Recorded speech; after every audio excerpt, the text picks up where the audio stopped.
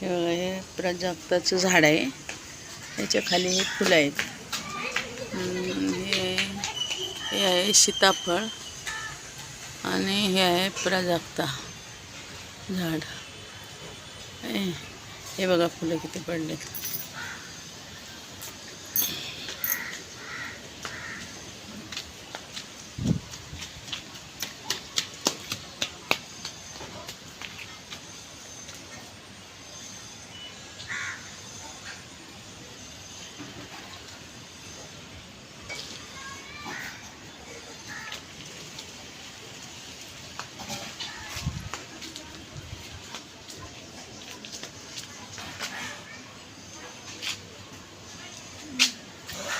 आणि हे सीताफळ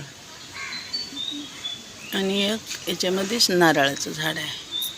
ते बघा, नारळाचं झाड वरती नाही दिसणार.